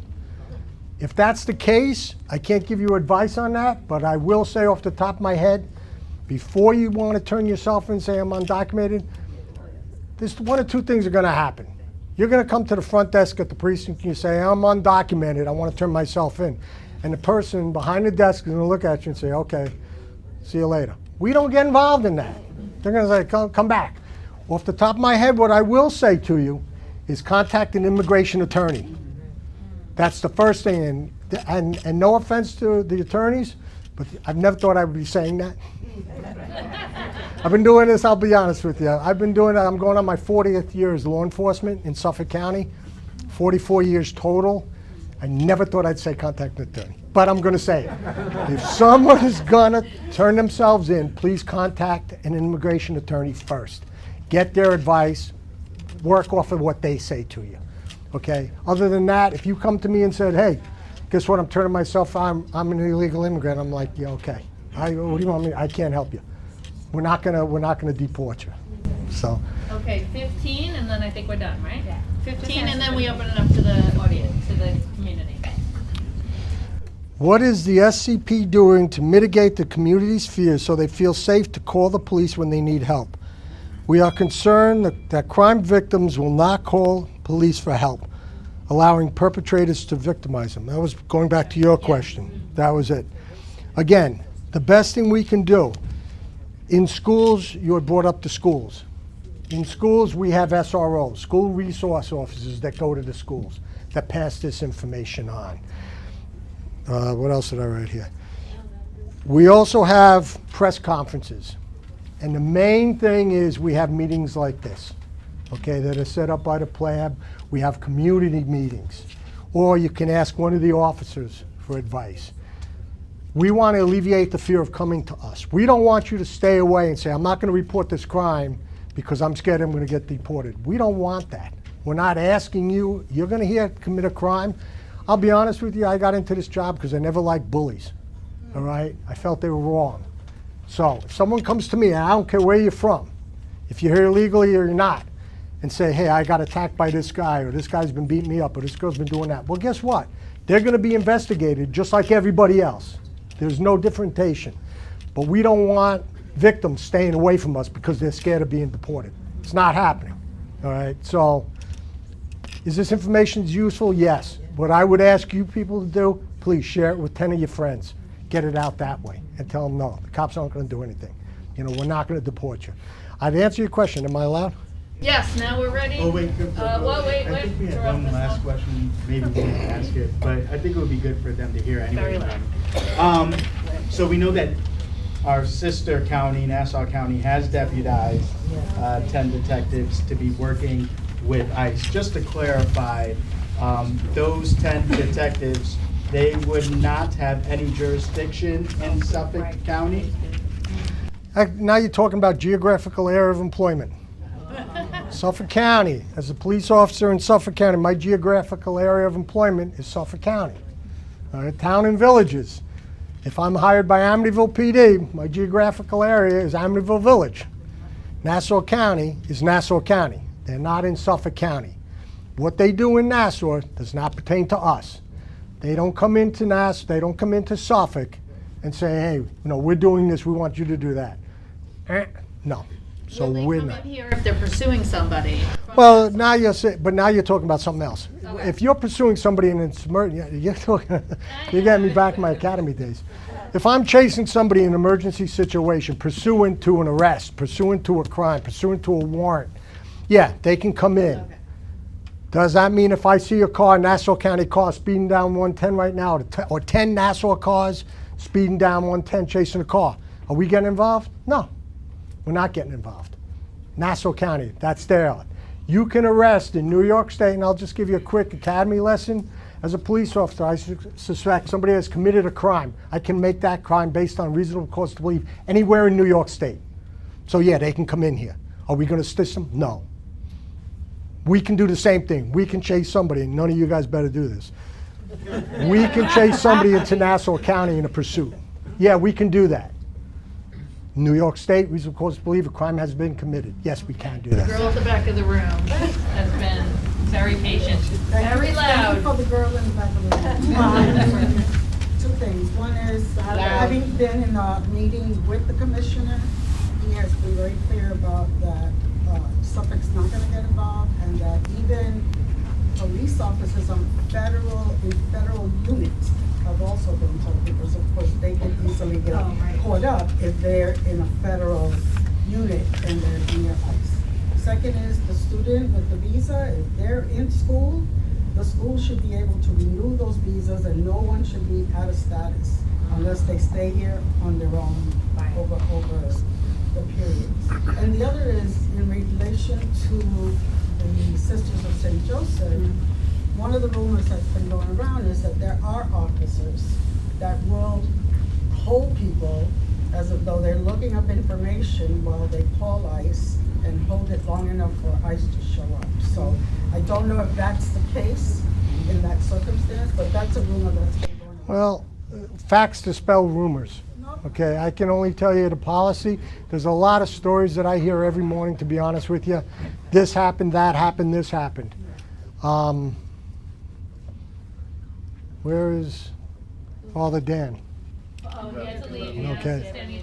I've heard a lot. Can we have your business cards before you leave at the back of the room? Yes. Thank you. Okay. Facts dispel rumors. Everybody hears rumors, and everybody acts on rumors. Get the facts first before you act on rumors, okay?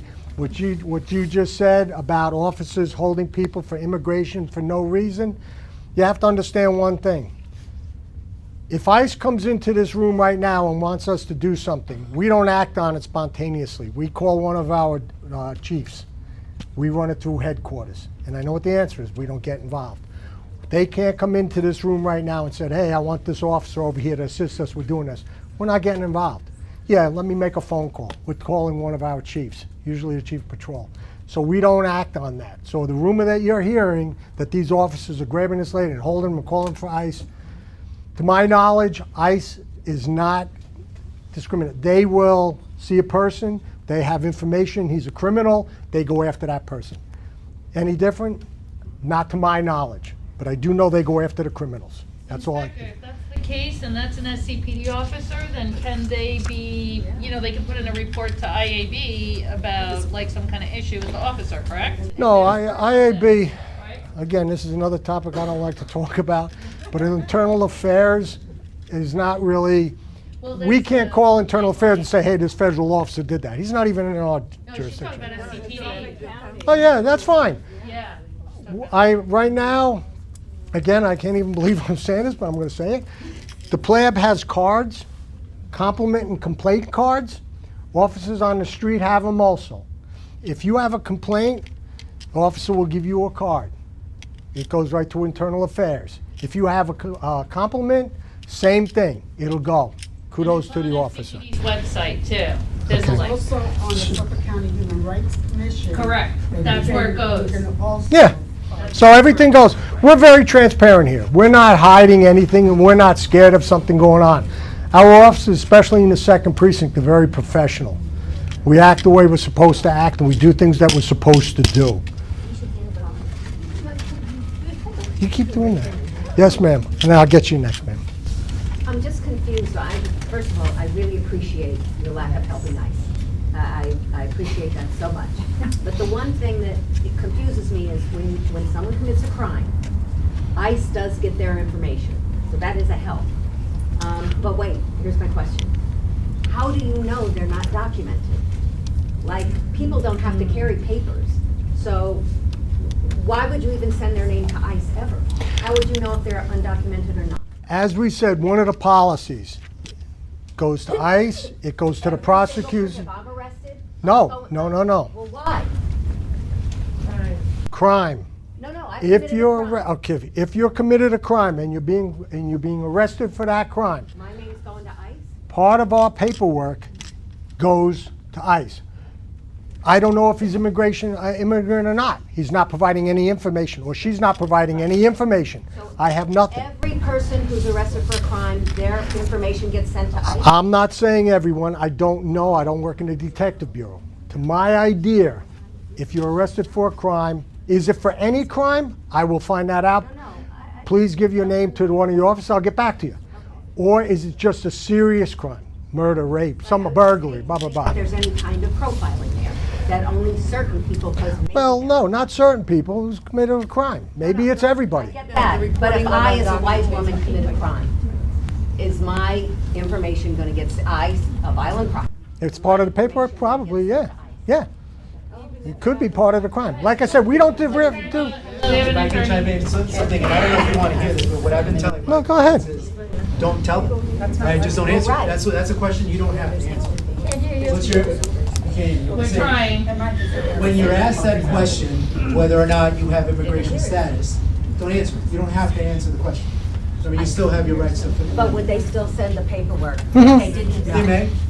Yeah, it'll probably go with a packet. It's like anything else. I'll explain to you real quickly. When we make an arrest, we got a ton of paperwork. It's nothing easy.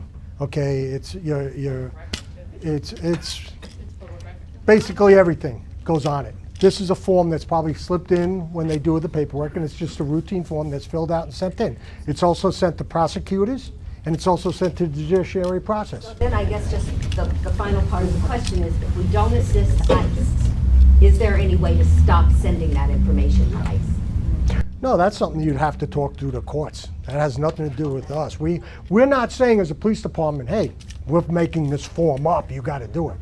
No, it's usually a routine form that gets put into the paperwork, and that's something that's required. It goes to the prosecutors, to the courts, it goes to everything else. Is that required by New York State, or is it Suffolk County? It's probably Suffolk County.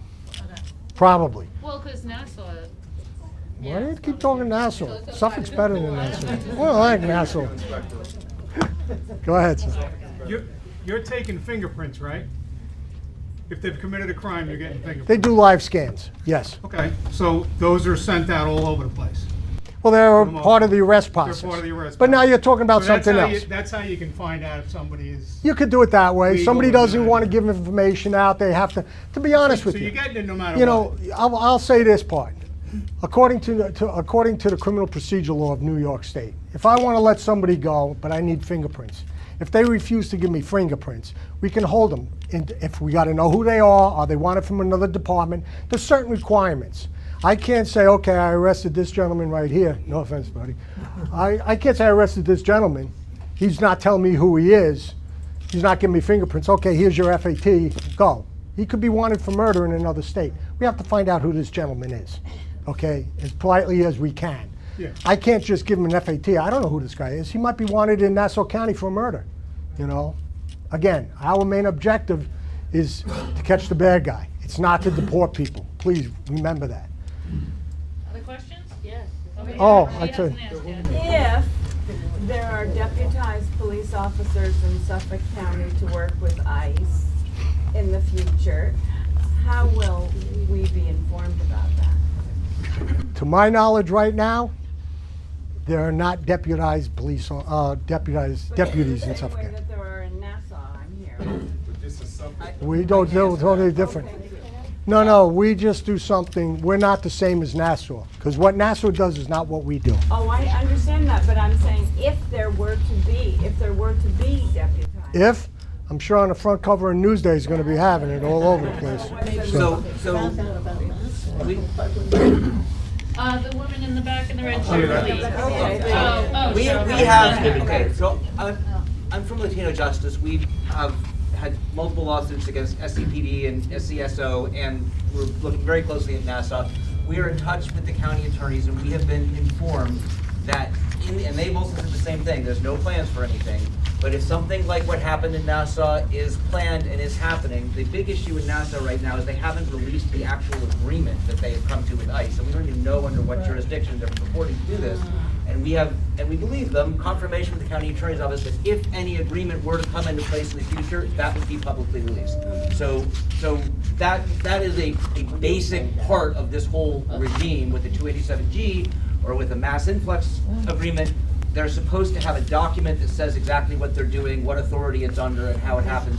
And I will say I have good relations with the people at the county attorney's office, and they will produce that document in the event they ever do it. And they have confirmed the same thing, that they're not planning to do anything like that. I will say one thing, if anybody here has any knowledge, like this gentleman here, please bring it forth. I mean, we're here to share information about this whole thing. This is not monopoly up here. So if you have anything. Lady in red. But in other areas of the country, I understand that ICE has gotten permission from local police departments to act to pose as local police when they're knocking on doors, in their outfit, in their presentation. And I just wanted to ask explicitly if they had permission from the SCPD to pose as police officers in Suffolk County. No, ma'am. We do not act with ICE. We do not share information with ICE. We're our own separate entity. Can I just say something real quick? I hope, and thank you all for coming this evening, and I hope you all have confidence in the information provided that this particular police agency is not that's their policy. They're not cooperating with ICE. I wish that there was a representative from Nicola Loder's office here, who's the federal congressman, who has jurisdiction over federal law enforcement. This is county law enforcement. It's a big difference. March 5th at 6 p.m., he is having a town hall. Oh my So, God, yeah, really? he announced. So Wow. that's online. He's not doing it in person. Well, that's He's not okay. doing We'll it in take person. that one. But I just want to announce, just go to Nicola Loder's website and sign up March 5th at 6 p.m. and please voice your concerns because he's the person that has jurisdiction over ICE. So, and he's our congressman. So I just want to mention. You don't get to talk? Okay. Thank you, Ken. I just got a couple questions and we're gonna, they've been very nice.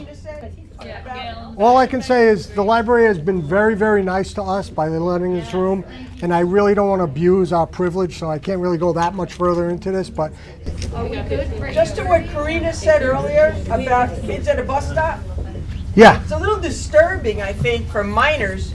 Say you have 5 kids at a bus stop. Perhaps maybe one of them got in trouble. Those other 4 kids, I realize you can't get involved with ICE, but they're minors, they're children. is this, let me ask you So just what one would you do? question. Like, I mean, what can those kids do? Let me ask you just one question. I'll reverse it. Let me ask a question out here. We always act on rumors, things that we hear, okay? For 40 years, everything I base my decision on is based on a fact. If somebody tells me a rumor or somebody tells me a story, there's always 3 sides. I got to find out the truth. This was brought out that a child got picked up by ICE at a bus stop. How did that happen? Where did it happen? Who said it? Who saw it? And is there a parent? Oh, a scenario. It's a scenario. So my Okay. question to you is, in that type of situation, can a child call for help? Absolutely. Like I said before, But you can't get involved if it's ICE, because that's federal. So I'm not going to say release that child. I'm not going to do that. He's a federal officer. If I'm making an arrest and I have an ICE officer come up to me and says release that person, I have my own protocols at Suffolk County. I'm not going to allow ICE, a federal agent, to tell me what to do, nor will I tell a federal agent what to do. Okay? There's basically a big problem with that. If I interfere in Nassau County, if I go into Nassau County and I'm just shopping and I see a shoplifting going on, they're trying to arrest a guy and I push the cops away, I'm in big problem. I'm avoiding that arrest. I'm interfering in that arrest.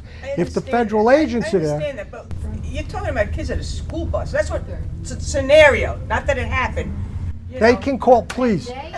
They can call police and we can come and find out exactly what's going on. Are we going to interfere at that arrest? No. Or that detention? No. But am I going to find out if he is an ICE officer? Is he a law enforcement? Or is he some nut that's dressed up in a vest saying ICE? I want to find out. My primary concern is that youth and that child is safe.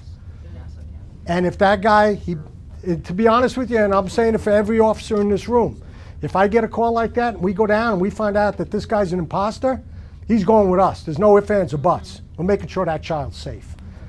If he is an ICE officer, I'm not getting involved in that arrest. They have a reason for that. But we're making sure that that child, or not even a child, anybody, is safe. Again, I was never a big fan of bullies. So that's it. Sir? Okay, and you haven't asked anything yet either, right? No, the girl. So why don't we let her, if you don't mind? Okay, great, go ahead. I was gonna ask, so, like, we're talking about, like, children and, like, you know, making sure that they're safe. So would it be, like, the same protocol if they were to, like, go to, like, a school? Because, like, that has happened. Sorry to bring up Nassau again, but it did happen in Nassau. And I think school is a place where kids are learning, shouldn't be interfering with their learning, their education. So how would, like, Suffolk County PD, like, go about that? Like, would, like, a school principal call you guys, or, you know, how would you kind of? Every school is different. We have a relationship with all different schools. And I haven't heard about ICE going into schools to arrest children any more than I've heard ICE is going into churches to arrest people. I haven't heard that. I'm sorry. The only thing I do know, like I can say, is it was brought up before, 44,000 people, they target the criminals. Everything has to have a crime. Are they going to go into a school, a place of learning, or a place of worship to make an arrest? I haven't heard that happening. I'll be honest with you. If I had, I'd be totally honest with you. I haven't heard that. Why they would go in and arrest a child? I don't see any reason why. They're not a criminal. They didn't commit a crime. Proper paperwork, that's why they arrested them. How did they find out about improper? I don't know. You're touching on something that I don't know. Please correct me if I'm wrong. When an unaccompanied minor comes to the system, they're processed, wherever the detention center is, and then they're released. If they miss a court date, they now become a defendant. They will look for them. and detain them. Okay. I don't know, but my question to you, I guess you're a lot familiar with it more than I am. If they come over as an unaccompanied minor, who are they with? Some are here by themselves. You have 15, 16-year-olds. I mean, we don't, as law enforcement, we go into schools and talk to students in schools. We cannot talk to a juvenile without a parent present. We can't just go up and grab a kid off the street and start talking to them. We have to have a parent there, a guardian, somebody's in control. So as far as that, unaccompanied minor, who's the parent? Who's the guardian? There's no parent. It could be a cousin, a relative, a friend. Well, that's a person in control of the child. That's somebody in lieu of a parent. But we cannot just grab and talk to kids in school. We get called to a school, and we've been more and more, it's getting more commonplace with threats and everything. We cannot go in and talk to that student without a parent present. We put a hold on everything until a parent shows up, or a parent and guardian or somebody in lieu of a parent. So I haven't heard that. Sir? I'm a retired school administrator. What school?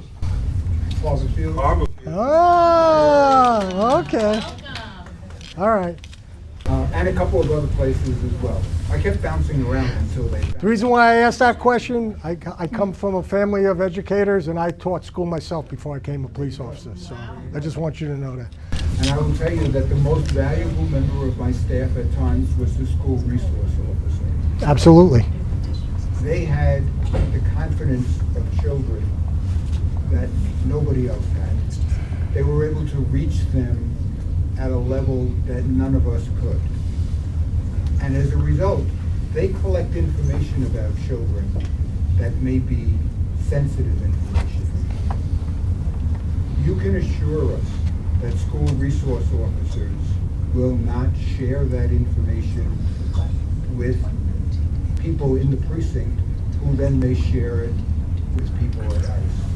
I just want to make sure that school resource officers have an understanding that when they come across sensitive information about the immigration status of a child, that they treat that as confidentially as we do as school employees. Let's go back to 14.4.3. All right? Well, we do that for the third time. Okay. Remember crime. Okay. And we do not ask the immigration status of anybody. We want them to come and talk to law enforcement. We don't want them to be scared that we're going to see if they're illegal or not. We don't do that. 14.4.3. That's it. But we don't do that. And thank you for our school resource officers. They do a great job, and they are the bridge in the schools for the students. And we do get a lot of students come to them and talk to them about sensitive areas. And you want to know something? I'm sure the teachers do a great job, but kudos to the officers that this kid has somebody to talk to. Absolutely. Okay? About anything, bullying, whatever. So we take great pride in that. Okay? And that. Yeah, a couple of comments and then questions. So one is the document that you had mentioned, I forget the name of it, where you said you take down the information and then you send it out to federal agencies. Is that a public document so that we could see exactly what does it have an explicit question about status? Does it ask about social security number? Like, is that a public document that can be seen? Is one question. The second question is, if I believe all the officers of Suffolk County, good officers of the second precinct, great officers. Well, let's say we have an officer who doesn't abide by the policies, and they are calling ICE. What is the penalty for that officer if they are seen as actually you are collaborating with ICE, which is a breaking policy?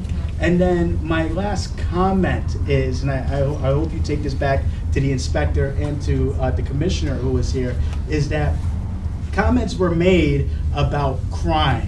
And the reality is that the current administration has, in my perspective, bastardized the word crime, that folks don't know what crime really means. So it would be great if somebody who is high up in the department can explicitly articulate that differentiates crime in the way that the administration says anyone who is here undocumented is a criminal versus the crime that SCPD has articulated. I think you've done a good job of explaining that here, so I'm not asking you to re-explain it. I am saying that can SCPD actually make a formal statement articulating what they see as a crime in which data would potentially be shared with us. But I do have those first two. Okay, I think, I forgot the first one already, but I'm gonna go back to, okay. The form being public.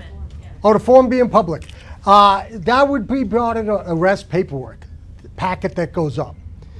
It goes to court, we arrest somebody, the paperwork is done, it goes to court, it follows that person to court, he goes to court, it's judicial process, they look at it. So that form is public. Can you get it? I don't know. Can you foil it? You can foil anything. Freedom of information. A blank one, like what's it called? Form number 23. Oh, I don't know. I've never filled it out. I don't know. It's the detectives fill it out. As far as, I'm sure you can foil anything. Anybody can foil anything these days, okay? Can you give me advice on this one? Can you answer? Telling Trill I'm gonna foil it. Okay. Hey, tell me if it works, so I'll let you know. The second thing is, what's a crime? A crime is defined in the penal law as a misdemeanor or a felony. That's a crime. You have violations and you have crimes. That is your definition of a crime. Felony or misdemeanor. What falls into a misdemeanor? A million things. Pick up the penal law.